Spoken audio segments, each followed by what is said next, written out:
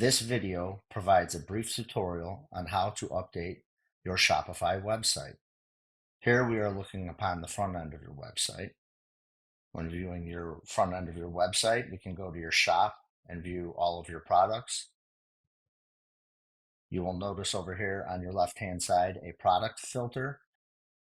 Viewing the front end of your website, you will also find a blog section which we have configured. Blog content can be useful in achieving additional organic traffic to your website. We'll speak a little further about this section once we visit the back end. To visit the admin control panel for your Shopify website, you would simply enter in your URL/admin. You will then be forwarded to the Shopify admin section of your website. Your Shopify navigation is here on your left side of the screen. Here you can view your orders, products, and customers. When viewing the products section, you can open up any one of these items and add additional images, update pricing, and enter weight of your products, which is useful for when you have shipping configured on your website. You can also categorize your products and you can add them to collections. This is helpful when wanting to view different products on the front end of your website. For instance, here we're calling upon a collection that we're simply calling your homepage collection.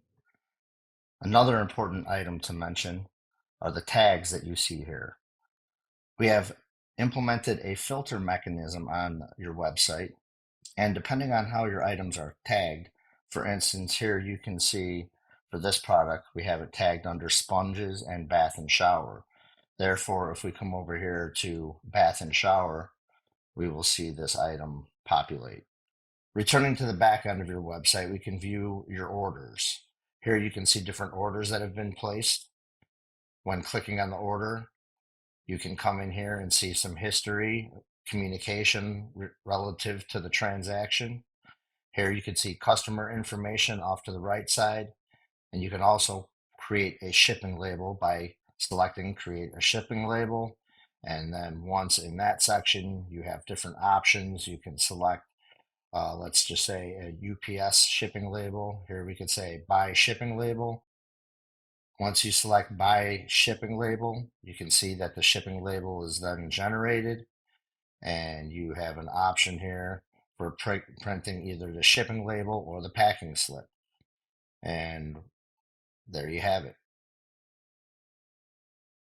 Going back to the back end of your website, when it comes to your blog section, that's another very useful section for achieving organic traffic. Here you come over here to the online store and you can see the different blog articles that we have configured. Here's where you would write your articles using the HTML editor. And here's that same article on the front end of the website. It is also important to remember that you should edit your SEO information. This would be your page title and your meta description as seen by Google.